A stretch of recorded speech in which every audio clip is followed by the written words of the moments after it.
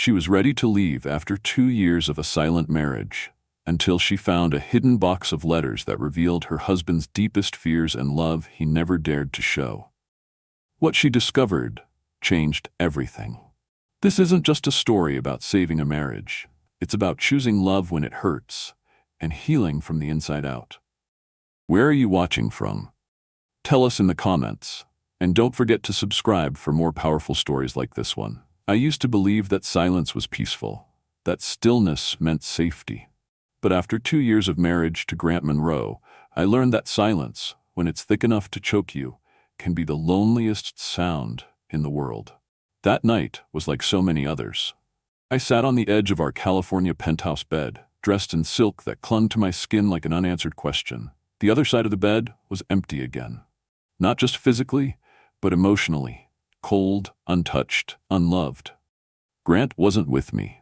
He hadn't been for 730 nights, though I'd stopped counting somewhere after the first 100. I wasn't even mad anymore. Just tired. Tired of hoping that maybe tonight he'd come home early, that maybe tonight he'd lie beside me and remember that I was his wife. The city lights blinked through our ceiling-to-floor windows. They sparkled across our modern furniture, all perfectly curated by a designer Grant had hired when we moved in. It was all expensive. Breathtaking, really. Our living room art collection could have paid off a small college's debt. But what good was all that beauty when there was no love to go with it? I got up and pressed my forehead to the cold glass. It always calmed me, this view. It made me feel small, and sometimes that was better than feeling invisible. Somewhere down there, people were laughing, making love, fighting, living. Meanwhile, I stood in my glass castle, married to a man who treated me like an artifact in a museum, nice to look at, but not to touch. I used to be someone he couldn't keep his hands off. When we first met, he was magnetic. I'd been working as a curator at an art gallery when he walked in one Friday afternoon, dressed too casually for a billionaire but too confidently to be anyone else. He had this smirk, like he knew I wouldn't be able to ignore him. And I didn't. I fell hard.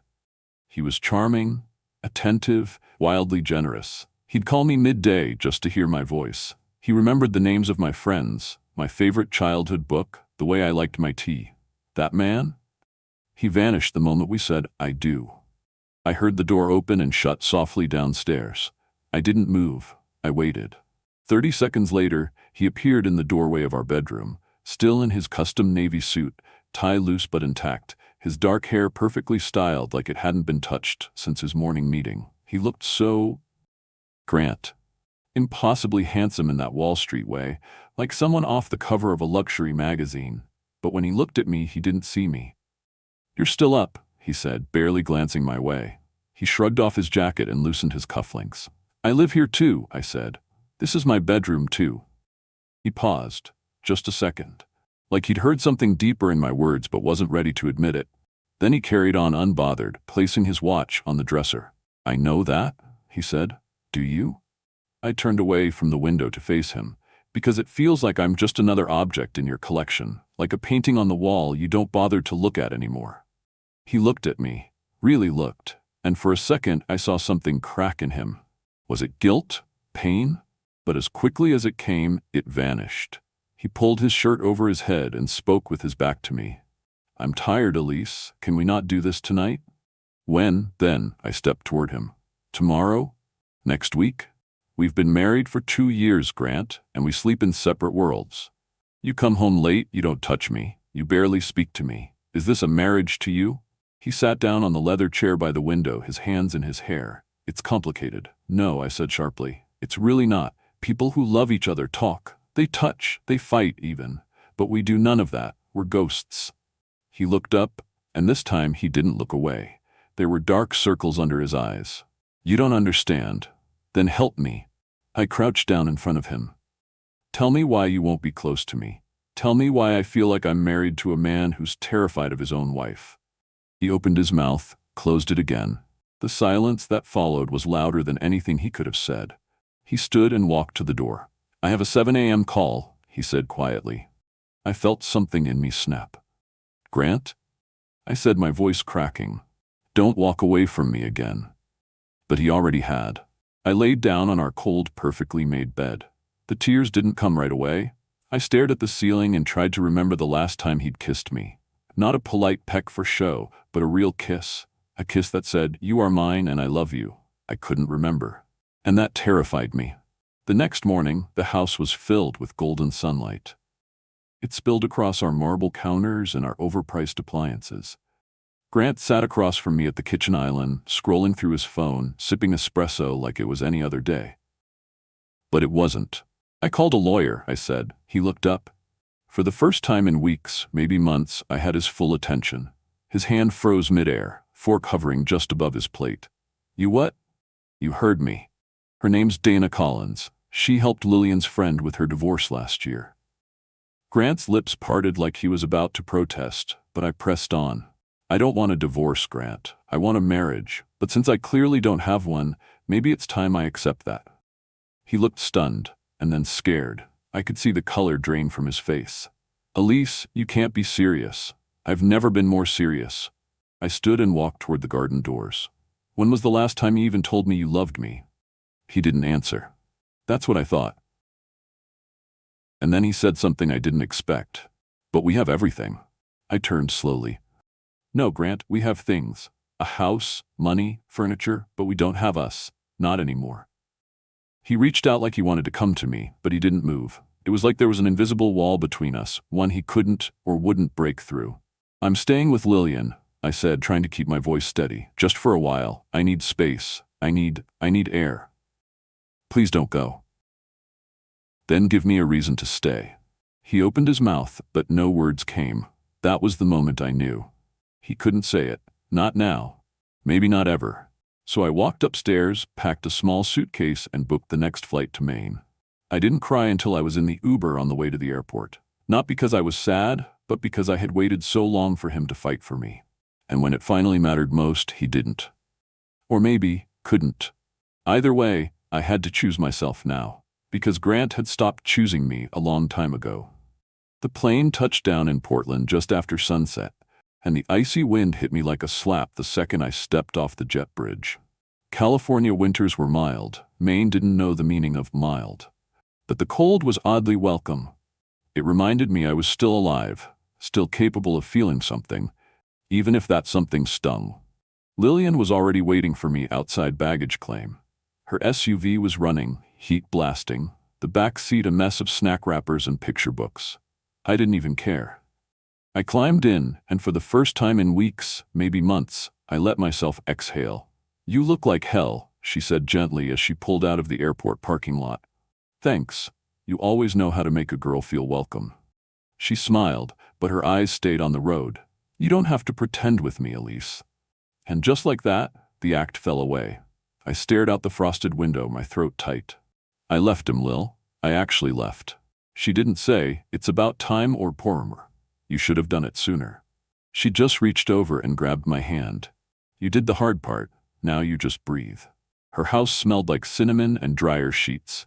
It was noisy in the best kind of way, kids laughing, a dog barking, the floor creaking under running feet. It was chaos compared to my silent penthouse, but it was warm. It was alive. "Guess who's staying with us?" Lillian announced as we walked in. Her daughter Emma, all legs and missing front teeth, squealed and threw herself into my arms. "Aunt Elise, are you here for Christmas?" "Nudie, I'm just here for a visit." "For how long?" "Just a little while," I said, brushing her wild curls off her face. "Is that okay?" She nodded, solemn as a judge. "You can sleep in my room, but only if you don't snore." "Deal." That night, after the kids went to bed, Lillian and I sat in her kitchen in oversized sweatshirts, sipping wine from mismatched mugs. I told her everything. The silence, the separate beds, the 1,000 ways Grant had drifted away without ever actually leaving. "He never cheated," I said, almost apologetically. "Doesn't matter," she said. "He disappeared in all the ways that count." I stared into my wine. "Do you think I gave up too soon?" Lillian leaned back in her chair. "You gave that man 2 years of your life and every chance to fix things. You didn't give up, Elise. You finally stopped setting yourself on fire to keep someone else warm." I didn't sleep much that night. The house groaned and sighed with the wind outside. I lay in the twin bed surrounded by Emma's stuffed animals, staring at the glow-in-the-dark stars on the ceiling and trying to remember the last time I'd felt wanted. I had flashbacks of the early days with Grant, those long Sunday mornings in bed, his hand always reaching for mine. Back then, he was different. He smiled more. He'd pull me into a spontaneous dance in the kitchen or send me songs that reminded him of me. Once he'd shown up at my office with lunch just because he missed my face. I hadn't seen that man in so long, I started to wonder if I'd imagined him. Somewhere along the way, love turned into routine. Routine turned into distance, and distance became a wall so thick I couldn't see over it anymore. I kept trying. I wore the perfumes he liked. I bought new lingerie I never got to wear. I made his favorite meals only to eat them alone. I scheduled date nights he canceled. I told myself he was tired, overworked, stressed. I made excuses until I ran out of them. I used to believe love could fix anything, that if you just held on tight enough, long enough, things would get better. But love can't be one-sided. It can't be silence. And I couldn't keep drowning in that silence, hoping he'd eventually notice I wasn't breathing. On the third day at Lillian's, I found myself in her guest bathroom staring at my reflection. I looked hollow. Not broken exactly, just dimmed, as if someone had slowly turned down the brightness over time. I hadn't cried since I got there. I'd smiled for the kids, made pancakes with Lillian, even laughed once or twice. But I hadn't let it out, not really. Not until that afternoon when I picked up my phone and saw Grant's name on the screen. I didn't answer. I watched it ring and go silent. But that was all it took. The dam broke. I slid down the bathroom wall and sobbed into my knees, gasping like my body had been holding its breath for months. It wasn't just sadness. It was grief. Grieving the marriage I thought I had, the man I thought I married, and the future I'd imagined with him. I wasn't sure how long I stayed there, but eventually there was a soft knock on the door. Lillian didn't say anything. She just handed me a tissue, sat down beside me on the tile floor, and wrapped her arms around me like we were little girls again and I'd scraped my knee. That night, Grant called again. This time I answered. "Elise," he said, and my name sounded broken in his mouth. "How are you?" "I don't know," I said truthfully. "Not great." "Same." There was a pause, a silence that didn't feel empty this time, just full of things neither of us knew how to say. "I miss you," he whispered. I closed my eyes. "Do you miss me, or do you miss the version of me that kept quiet while you disappeared?" He didn't answer right away. "I miss you," he repeated. "The real you, the one who used to sing in the shower and steal my t-shirts and challenge me on everything. I miss us." I bit the inside of my cheek. "Then why didn't you fight for us?" His voice cracked. "Because I was scared. Because I didn't know how."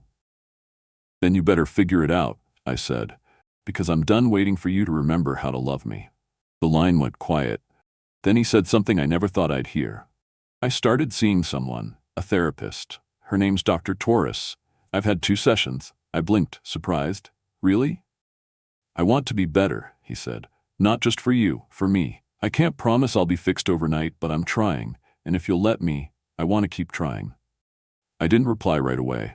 My heart was thudding, part hope, part fear. "I'm not coming back yet," I said carefully. "I need more than words, Grant. I need proof, actions. I need you to choose me, fully, and I need time to figure out if I can trust that choice." There was a beat of silence, then his voice, low and honest. "Take the time you need. Just don't shut the door yet. Please." "I haven't shut it," I said, "but I'm not holding it open forever." After we hung up, I sat by the window and watched the snow fall on Lillian's front lawn, blanketing the world in quiet. But this time, the quiet didn't feel like loneliness. It felt like the space between who we were and who we might still become. The morning I decided to pack up the rest of my things from the penthouse, the sky over LA was gray, unusual for California. It felt like the world had finally decided to match my mood. Lillian insisted on flying back with me for support, but I told her I needed to do this part alone. If I was going to close this chapter, if I was going to say goodbye for real, I had to face the silence one last time. I didn't cry on the flight. I didn't cry when I stepped into the apartment, which still smelled faintly of Grant's cologne and the vanilla candles I'd stopped lighting months ago. I didn't cry when I saw the slippers he always left by the balcony door, or the coffee mug with his initials still in the sink. But I came close. Everything was just as I left it, perfect. cold, empty. I walked upstairs to the bedroom and opened the closet. Most of my clothes were still hanging there, untouched, as if he expected I'd come back, as if he believed the version of our life where I just needed a few days away before snapping back into place. I grabbed the suitcase I'd abandoned last time and began folding sweaters like I wasn't packing up the remnants of a dream. Halfway through, I wandered into his office. I hadn't gone in there since I'd left. It was where he slept most nights, on that pristine leather couch that probably cost more than my first car. The air felt heavy, like it carried everything he hadn't said. The blinds were shut tight. His desk was as neat as ever, papers stacked, pens aligned, a photo of us from our wedding day tucked in the corner under glass. God, we looked happy in that photo. My head was tilted back, laughing. He was looking at me like I was the only woman in the world. I touched the frame with my fingertips, trying to remember what it felt like to be adored like that. Then I saw it, just behind the photo, a small wooden box, nothing fancy. It looked out of place in a room full of steel and sleek design. I hesitated. It wasn't mine, and I had no right to open it, but something told me to. I picked it up. It wasn't locked. I lifted the lid and found a stack of letters tied together with a piece of twine. My name was on every envelope, each one dated, each one in Grant's unmistakable handwriting. My fingers trembled as I pulled out the first letter. April 12th, 6 months after our wedding. My beautiful Elise, sometimes I watch you sleep and wonder how I got so lucky. You're soft in a world that made me hard. You're light in the corners I didn't even know were dark. And I'm terrified, because I know I'm going to mess this up, not because I want to, but because it's all I've ever known. I clutched the letter to my chest, my knees buckled, and I sat down on the couch, the rest of the world fading into static. For months I'd begged him to tell me what he was feeling. For months he gave me nothing. And yet, here it was. All of it, poured out on paper, hidden in a box. I opened another. January 4th, the following year. I know you think I don't want you, but that's not true. I want you so much it unravels me. I can't touch you without feeling like I'm on the edge of a cliff. Every time I try, I remember how love turned my parents into strangers. How my father would yell and break things and call it passion. How my mother pretended everything was fine until she disappeared in the middle of the night. I swore I wouldn't repeat that. But now I see I'm repeating it in a different way. By shutting down. By shutting you out. My eyes blurred with tears. I flipped through letter after letter, some long, some just a paragraph. But each one was raw. Each one pulsed with fear and guilt and a deep, aching kind of love I hadn't felt from him in years. He had loved me. Still did. He just didn't know how to show it. And maybe he was too scared to even try. The last letter stopped me cold, dated 1 week ago. If you're reading this, then you found the box. Maybe you're gone already. Maybe you're standing in our bedroom deciding whether to give me one more chance. And if you are, please know this. I love you. I've loved you every day in the only broken way I knew how. You deserve better. You still do. But I swear, I'm trying to become that man. The one who doesn't hide. The one who doesn't let his past ruin the only good thing he's ever had. If you're still here, Elise, please, don't give up on me yet. I sat there until the sun started setting through the blinds, casting long gold shadows across the floor. All the anger I'd carried, all the hurt, it shifted. It didn't disappear, but it changed. Grant hadn't been heartless, he'd been haunted. And instead of fighting his ghosts with me, he fought them alone, convinced he was protecting me. In doing so, he'd only driven us further apart. I repacked my suitcase, slower this time. Not because I was staying, but because I wasn't leaving in anger anymore. I wasn't escaping. I was stepping away so we could both see the truth clearly. For him, that meant realizing fear could no longer be an excuse.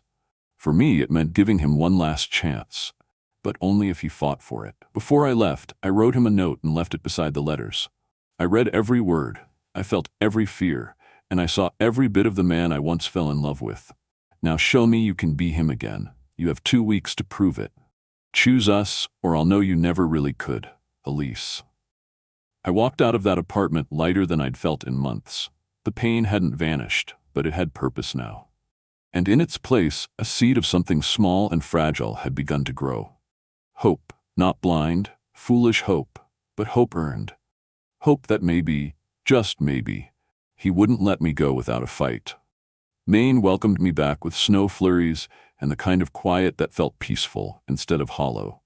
Lillian picked me up from the airport with a thermos of hot tea and a look that said she knew I had something to tell her before I ever opened my mouth. I didn't speak much on the drive home. I watched the frost lace the car windows, felt the weight of the wooden box still tucked inside my carry-on, and wondered how a man who could never say what he felt out loud had written me 100 truths on paper. The letters haunted me in the gentlest, most painful way. They had changed everything, and yet nothing had changed.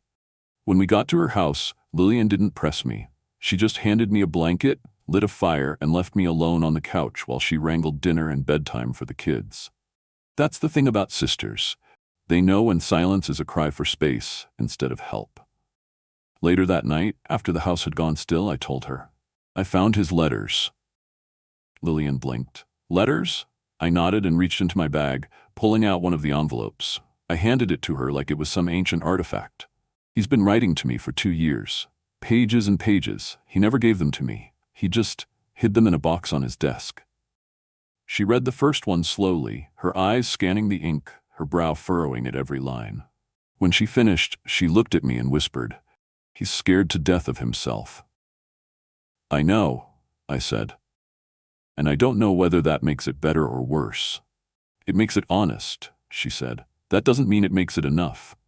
I didn't sleep that night. I lay awake in the guest room with the letters spread out on the bed like a paper trail of pain and longing. I read some again. Others I couldn't. Every word was a knife and a balm. In the morning, I did something I hadn't planned on. I called him. He answered on the first ring. "Elise," he breathed, like he wasn't sure I'd actually dialed. "I found them," I said. "All of them." He didn't pretend not to know what I meant. There was a pause. Then he said quietly, "You weren't supposed to." "Why not?" "Because I wasn't brave enough to give them to you." I sat down at the kitchen table, heart thudding. "Then why write them at all?" "Because I needed to say the words, even if I didn't know how to let you hear them." We were quiet for a long moment.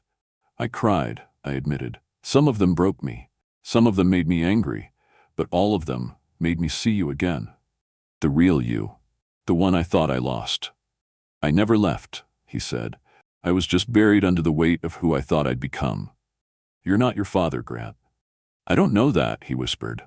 "I mean, I hope I'm not, but I see him in my shadow sometimes, in the way I shut down, in the way I run. Then stop running. It's not that simple." "Yes," I said firmly. "It is. You either choose to fight for us, or you let your past keep winning. You don't get to hide behind fear forever." His breath caught. "I don't want to lose you." "Then do something about it." That afternoon, he emailed me a screenshot of his first appointment with a trauma therapist. Dr. Renee Torres. I stared at it for a long time before texting back, "Good. Start there." The next day he called again. His voice was raw, like he hadn't slept. I talked about my mom for the first time in a decade. I leaned back against the headboard. "What did you say?" "That she used to sing when she was nervous. That she always apologized for things that weren't her fault, weren't her target. That she smiled less and less until one day she just didn't anymore." He paused. "I didn't want to do that to you." "But you did," I said gently. "Not with fists, not with yelling, but with silence, with distance." "I know. Do you want me to come home?" "No," he said. "Not yet. Not until I'm someone worth coming home to." Something cracked in me then, because that was the first time he hadn't begged. He hadn't tried to fix it with promises. He was finally trying to fix himself. I gave him 2 weeks. 2 weeks to choose, to fight, to become the man he kept writing about but never let me see. I stayed in Maine. I helped Lillian decorate for the holidays. I played board games with Emma and Jake. I taught them how to make cinnamon toast the way Mom used to.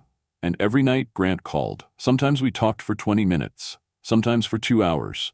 He told me things I'd waited years to hear, not sweet nothings, but real things. Ugly things. Vulnerable things. He told me he used to have nightmares about turning into his father. That's why he avoided intimacy, because love had always come with violence in his memory. He told me he never believed he deserved the kind of gentleness I gave him. That part gutted me. "I kept waiting for you to leave," he said one night, "and when you finally did, it almost destroyed me." but I think I needed it. I breathed into the silence. So did I. He confessed that therapy was hard, that Dr. Torres made him look at things he'd buried so deep, he forgot they were even there. But he said he wanted to keep going. He was tired of hiding in the dark and calling it safety. One night, a week into our separation, he said something I'll never forget. I don't just want you back. I want us back. But this time, I want to be someone who knows how to love you in the daylight, not just in letters, not just in silence. I cried after that call, not because I was sad, but because for the first time in years I believed him. He wasn't fixed, he wasn't perfect, but he was finally showing up, and that was worth something. The 2-week mark was approaching. Fast. My suitcase sat in the corner of Lillian's room, half-packed. I hadn't booked my flight yet. I was still deciding. Not about whether I loved him. I did. I always had. But love wasn't the question anymore. The question was, could we build something new from the ruins? Then, on the 13th night, he sent me a photo. It was our bedroom, the one I hadn't slept in for months. There were flowers on the nightstand, my side of the bed turned down, and a note that read, "Whenever you're ready." That night, I booked the earliest flight back to LA. I didn't tell him. I needed to see for myself if the man on the other end of those letters was finally ready to stand in the light. The sun hadn't yet risen when I stepped off the plane back in Los Angeles. The air was cool and dry, and the city for once felt quiet. I didn't bring much with me, just a carry-on and the wooden box of letters I hadn't had the heart to leave behind. My palms were sweating, my chest tight. It wasn't fear. Not exactly. It was something closer to anticipation, or maybe the fragile kind of hope that hurts more than heartbreak because it dares you to believe again. I didn't call Grant to tell him I was coming. I wanted to see what had changed without the pressure of expectation. I wanted to know if the man he was becoming would still reach for me when he didn't know I was watching. The ride to the penthouse was uneventful, the city still drowsy under the early morning haze. My heart pounded louder than the hum of traffic. I kept my face turned to the window, watching familiar buildings blur past. When the driver pulled up to the entrance, I paused with my hand on the car door. I wasn't just returning to a place, I was walking into a test. The doorman gave me a warm nod, clearly surprised, but too polite to show it. "Welcome back, Mrs. Monroe." I smiled faintly, but said nothing. The elevator ride felt eternal. When the doors opened to our floor, I stepped out slowly, my feet moving on instinct. The hallway looked exactly the same, minimalist, cold, perfect. But when I reached our front door, I hesitated. My hand hovered above the keypad. Was I ready? I took a deep breath and entered the code. The lock clicked, the door opened, and the first thing I saw was light, warm, golden, natural light flooding through the windows. The curtains were drawn back, something Grant had never done before. He always kept the place dim, like sunlight would expose too much. But not today. Today the house looked alive. Then I smelled something. Coffee. Fresh, real coffee. And a faint, unmistakable aroma of cinnamon. I followed the scent into the kitchen, expecting to find silence. Instead, I found him. Grant stood at the stove, his back to me, wearing an apron over a soft gray t-shirt. He was flipping something in a pan and humming under his breath. I hadn't heard him hum in years. For a moment, I just watched. He turned slightly and saw me, and the spatula clattered to the floor. "Elise," he breathed, like he wasn't sure I was real. I gave him a small, tentative smile. I smelled coffee. He took a cautious step forward, unsure whether to reach for me. "I didn't know you were coming." "I know," I said. "I wanted to see it for myself." He nodded slowly. "I made cinnamon pancakes. You probably don't remember, but you mentioned once that your mom made them when you were sad." That undid me. The tears came quickly, hot and silent. I turned away, wiping them with the sleeve of my coat. "Of course I remember." "I burned the first batch," he admitted, trying to keep the mood light, but his voice wavered. I dropped my bag on the floor. "I didn't come back to judge your pancakes, Grant." "Why did you come back?" "To see if the man who wrote those letters was still writing. Not with words, but with actions." He swallowed hard. "Can I show you something?" I nodded. He led me through the house, which was cleaner than it had ever been. Not showroom perfect, but lived in. There were signs of life. Books opened halfway, a blanket tossed over the arm of the couch, a mug on the windowsill. When we reached the bedroom, I paused. The bed was made, both sides. On my nightstand, there was a small vase with fresh tulips. Yellow, my favorite. I blinked. You remembered. He looked down, almost shy. I remember everything. I just didn't know how to show it before. He crossed to the closet and opened the door. Half of it was empty. My half. I boxed up the things I thought you wouldn't want anymore, but I left space, just in case. My throat tightened. It's not just about space in the closet, Grant. I know. I'm working on the rest of it too. We sat down on the edge of the bed, neither of us touching. The silence wasn't as painful as it used to be. It was more like a pause, one that waited patiently for the truth. I've been seeing Dr. Torres every other day, he said. We're doing trauma work, digging into the stuff I buried so deep I forgot it was there. How's it going? Some days I come home and I'm so raw, I just sit in the shower for an hour. But other days, I feel lighter, like I can finally hear myself think. I looked at him, really looked. His face was thinner. He hadn't shaved in a couple days, but his eyes, they were clearer, not guarded, not cold, just open. I've been journaling, he continued, writing things I never let myself feel. Guilt, fear, even love. I raised an eyebrow. Love is something you had to write to feel? For me, yes, he admitted, because love came with danger growing up. Love meant violence was around the corner. But I'm learning that's not true. I'm learning that love can be safe, that it can be steady, that it can be you. My hand drifted to the bedspread. I wanted to come home to this, Grant, not to perfection, just to effort, to truth. And now that I see it, I'm scared. Of what? That it won't last. That one hard day and you'll pull away again. He turned to face me fully, his voice low. Then let's not pretend it won't happen. Let's plan for the hard days. Let's promise to talk about them instead of hiding. I studied him. You're different. I want to be, he said. Not for you, for me. But also, yes, for you. Because I want to be the man who stands beside you and doesn't disappear into himself. I want to be the man who loves you without fear. I didn't move right away. I let his words hang there, stretch out between us like a bridge. And then I reached out and took his hand. It was warm, solid. I'm not here to fix you, Grant. I know. I'm here to walk beside you, but only if you walk too. He nodded. One step at a time. The doorbell rang, breaking the moment. He stood and disappeared down the hallway. When he returned, he carried a small box. I was going to mail this if you didn't come back. I opened it slowly. Inside was a simple gold necklace with a pendant shaped like a tiny key. There's no lock, I said softly. No, he replied, because it's not for a door. It's for you, for your heart. To remind you it's always yours. I'll never try to own it again just to be worthy of it. I didn't know what to say. So I leaned in and kissed him. Not out of habit, not out of hope, but out of something real and rising. Something we hadn't shared in a very long time. Trust.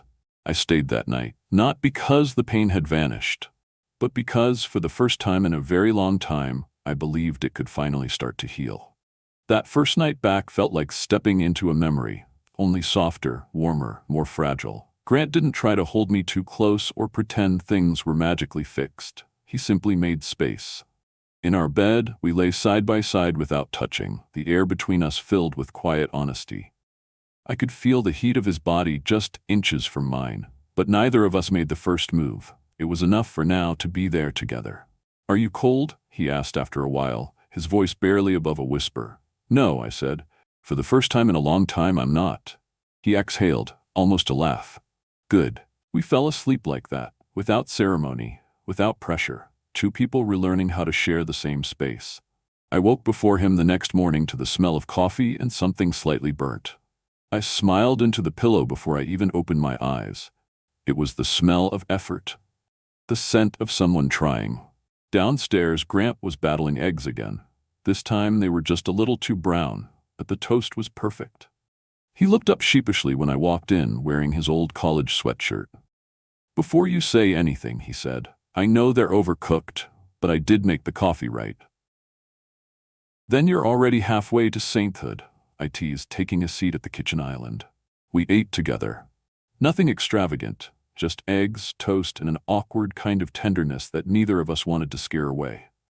Afterward, he cleared the plates and asked, would it be okay if I came home early tonight? Maybe we could have dinner again? I'd like that, I said. And I meant it. That week, we began to build a rhythm, unspoken, careful, but hopeful. Grant went to work, but he didn't disappear. He texted me midday with silly updates or just to say he missed me. When he got home, we cooked dinner together. The meals weren't perfect, but the laughter we shared while making them was. On Friday evening, he suggested something I hadn't heard in years. Let's do something this weekend, just the two of us. Something fun. I looked up from the grocery list I'd been scribbling. Like a date?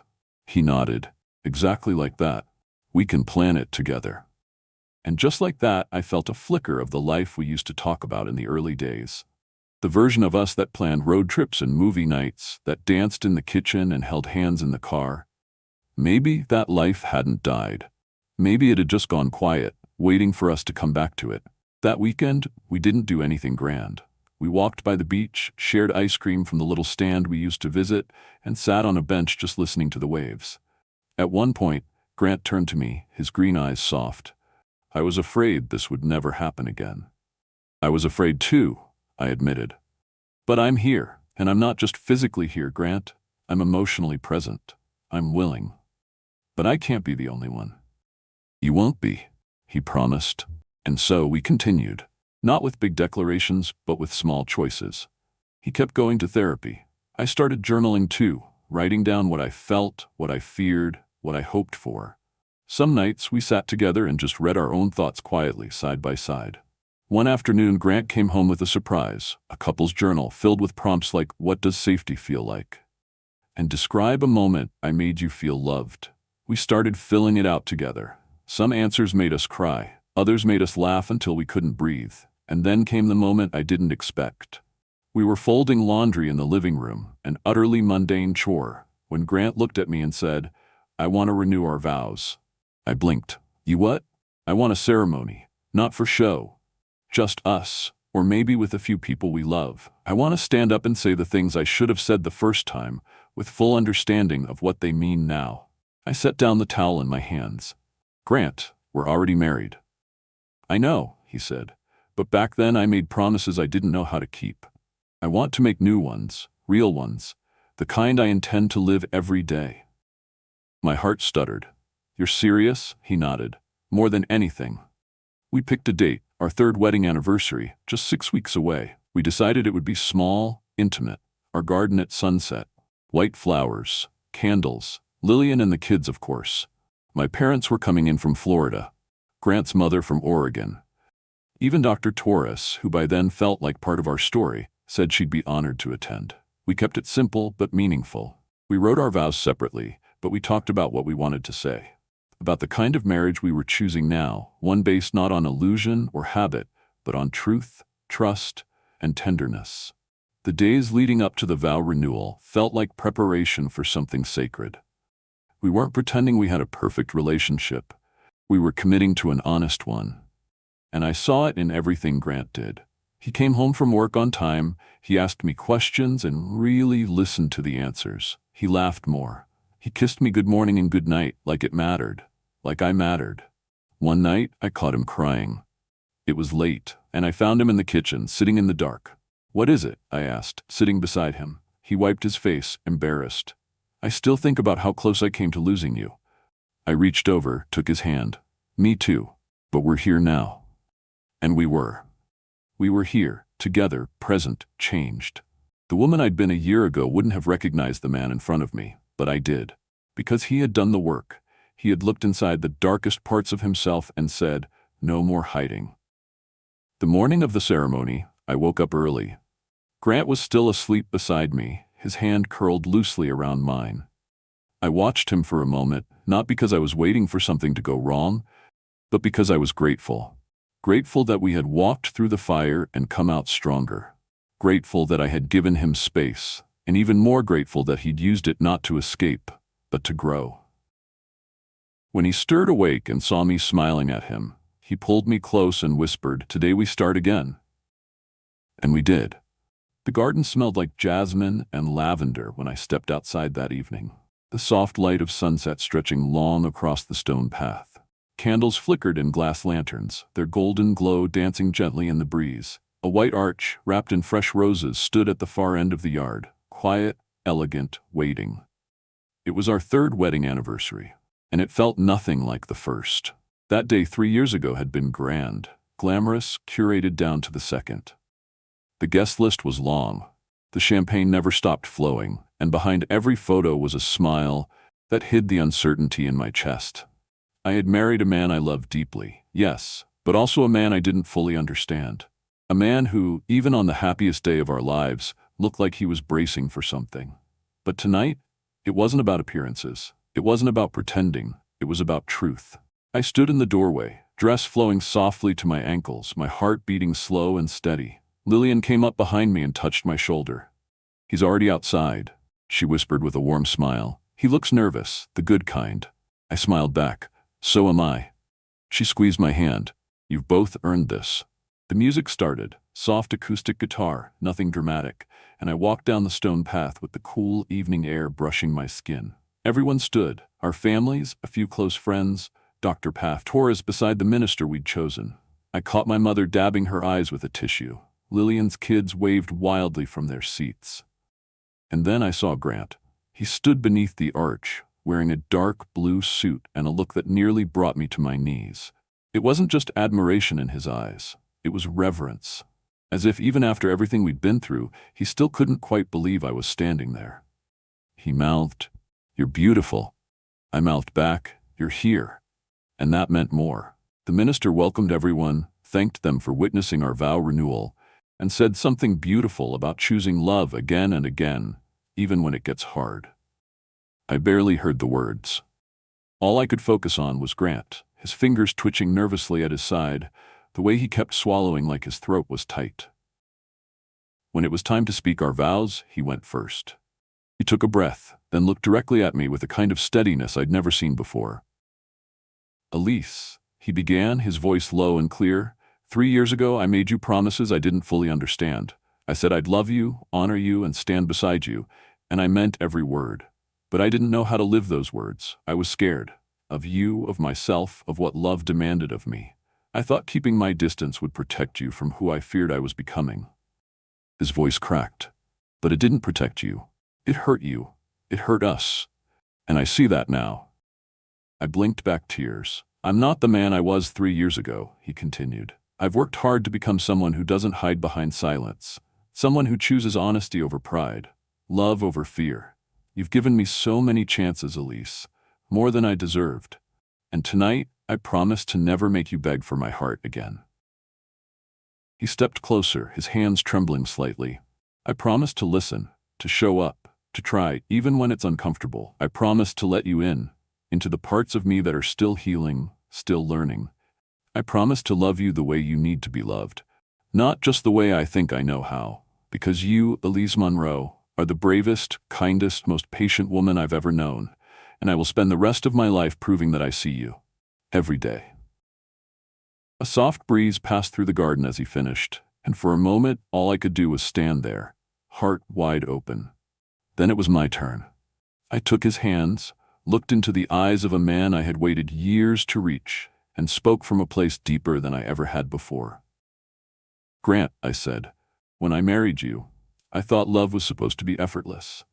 That if it was right, it would always feel good. But now I know that real love, the kind that lasts, is built in the moments when everything feels hard. When you want to shut down, when you're scared, when you have to choose to stay, even when it would be easier to leave." I squeezed his hands gently. "I chose to leave once, not because I stopped loving you, but because I had to love myself too. But I also chose to come back, because I saw the man underneath the fear. The man writing letters he never sent. The man trying, even when it broke him." My voice shook, but I kept going. "I promise, from this day forward, to keep choosing you. Not the version I hoped you'd become, but the man you are. The man who stands here today, willing, flawed, real. I promise to speak my truth, to hear yours, and to never again let silence build walls between us. I promise to love you when it's easy, and especially when it's not, because I believe in us. I always have." The minister smiled and gave us permission to kiss, but we didn't rush it. We stood there for a moment, forehead to forehead, tears slipping down both our cheeks, hands tangled together in something that felt less like a ceremony and more like a resurrection. Then he kissed me, slow, sure, steady, and the whole garden seemed to exhale with us. The applause was quiet and reverent. Nothing wild, nothing loud. Just love, wrapped in candlelight and rose petals. Later that night, after the guests had gone and the stars had taken their place in the sky, we sat in the garden barefoot, plates of leftover cake on our laps. "I've never felt more married to you than I do right now," Grant said, licking frosting off his thumb. "Same," I replied, smiling. "It feels real now, like it's ours." He set his plate down and reached for my hand. "What do you think comes next?" I thought about it, about the home we were building from the ground up again, about the journal we kept together, about the way he looked at me like I was the miracle, when really, he was the one who rose from the ruins of who he used to be. "I think," I said slowly, "we wake up tomorrow and do it all again. We keep choosing, one day at a time." He nodded. "And on the days I get scared again? You tell me, and I hold your hand, and we talk it out." His eyes softened. "And the days you feel lonely again? I tell you, and you stay, fully." He leaned over and kissed the back of my hand. "I will, I promise." That night when we climbed into bed, there was no hesitation, no holding our breath, no second guessing, just two people beneath the same sheet, no longer living separate lives in the same house. We didn't make love out of obligation or as some symbol of reunion. We made love like we were remembering, like we were writing new pages on skin we finally felt safe to touch again. It wasn't rushed or perfect. It was human, beautiful, real. And afterward, as we lay tangled together, I whispered into the dark, "Thank you for fighting for us." Grant pulled me close, kissed my temple, and murmured, "Thank you for not giving up before I knew how." In that moment, I knew the past didn't define us anymore. This fragile, deliberate, extraordinary love did, and we were just getting started. A year slipped by like a page turning in a well-loved novel, quietly, tenderly, and somehow faster than I expected. One morning, I woke to the smell of pancakes and the sound of Grant singing in the kitchen, off-key and full-hearted. The air was sweet with syrup and sunlight, and the house, our house, felt lived in. Not just occupied, not just beautifully furnished, but loved. I lay there for a moment listening. He was singing the same song he used to hum when we first started dating. Some cheesy 90s ballad he'd always said reminded him of me. And I knew, without even getting out of bed, that this was the life I had once begged for in silence. And now, it was mine. He walked in a few minutes later, still wearing his Christmas apron. Yes, even in July, with 2 plates stacked with heart-shaped pancakes. "You used the mold," I said, grinning sleepily. He shrugged. "I'm a man of tradition." "And too much butter," I added, already tasting it in the air. We ate in bed, legs tangled, newspapers tossed to the side, syrup sticky on our fingers. It wasn't grand, it wasn't polished, but it was everything we built, slowly, with intention, with therapy and tears and late-night talks where we told the truth even when it burned. That morning, he set down his fork and looked at me with something unreadable in his eyes. "What?" I asked, brushing a crumb from his beard. "I got a call yesterday," he said slowly, "from a business magazine. They're doing a feature on couples who rebuilt their relationships, couples who nearly divorced but found their way back." I blinked. "They called you?" "Well, I may have mentioned something to a reporter at a tech conference. It came up." I raised a brow. "And what exactly did you say?" I said the smartest decision I ever made wasn't founding my company. It was choosing to go to therapy instead of letting my marriage die. My breath caught. "They want to interview us?" He nodded. "Only if you're comfortable. If you're not, I'll say no." I leaned back against the headboard, heart racing in that strange, excited way. The thought of our private story, our pain, our mess, our second chance, being shared with the world felt risky. But it also felt right. "If it can help someone else," I said, "someone who's standing where we stood, thinking there's no way forward, then yes, I want to do it." He smiled, wide and full of pride. "I hoped you'd say that." 3 weeks later, a reporter sat with us in our living room, a recorder between us and a notebook on her knee. She asked questions that dug deep, not tabloid style, not for gossip, but to understand the why. Why we stayed, why we left, why we came back. I watched Grant talk about his father for the first time in a public way. I watched him name his trauma without shame. I listened to myself speak about loneliness, like it was something I had conquered, not something that had once conquered me.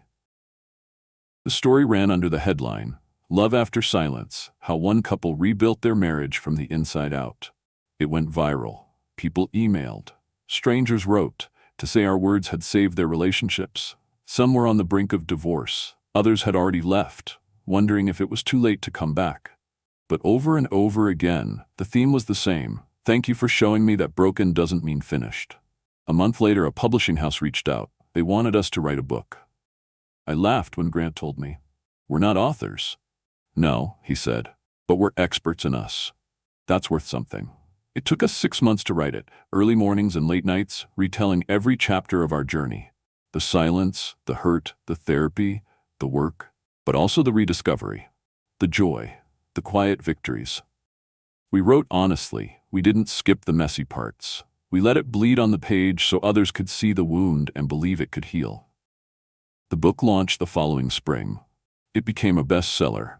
We toured for it, did interviews, spoke at conferences, and everywhere we went, couples came up to us crying, holding hands tighter than they probably had in years. And every time we stood on a stage, I looked over at Grant. Not the version of him I once feared would disappear, but the man who showed up every day. And I felt nothing but gratitude. On our 5th anniversary, we threw a party in our garden, same place we'd renewed our vows. Lillian and the kids came. My parents flew in. Grant's mom sat front and center, smiling at him like he'd finally come home to himself. Halfway through the evening, Grant tapped his glass and stood to give a toast. 5 years ago, that would have terrified him. Now he didn't even glance at notes.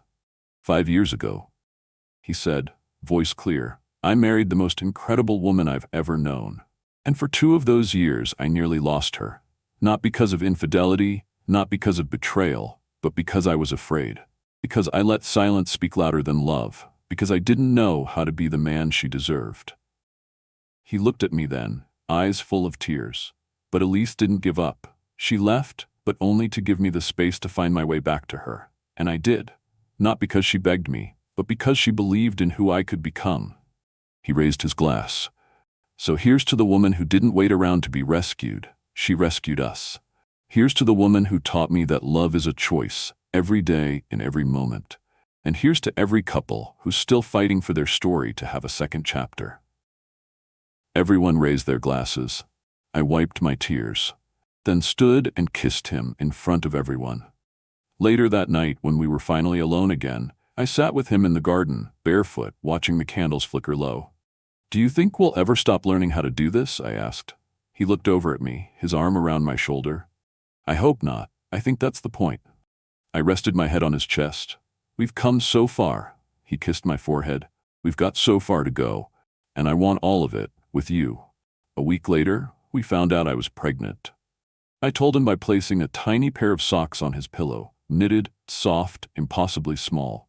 When he saw them, he looked at me, eyes wide, then pulled me into his arms like he never planned to let go. "We're going to be parents?" he whispered. I nodded, unable to say more through my tears. He held my face and said, "Our child is going to grow up in a home full of truth. Not fear, not silence, just love." And he meant it. Because now we both knew. Real love isn't loud, it's steady. It's showing up, even when it's hard. It's doing the work, even when no one's watching. And it's never too late to begin again. Thank you so much for staying with me until the very end of this story. If you're still here, it means something in this journey resonated with you, and that means the world to me. This story isn't just about a couple rebuilding their marriage. It's about choosing love when it's no longer easy. About facing the fears we've buried and finding the courage to speak the words we were once too afraid to say. Life doesn't always give us perfect beginnings, but it does offer second chances. And when we choose honesty, vulnerability, and growth, love can rise stronger than before. So let me ask you, where are you listening from? I'd love to know which corner of the world you're in. And if this story moved you, please don't forget to subscribe to the channel. Your support helps us bring more powerful stories like this one to life.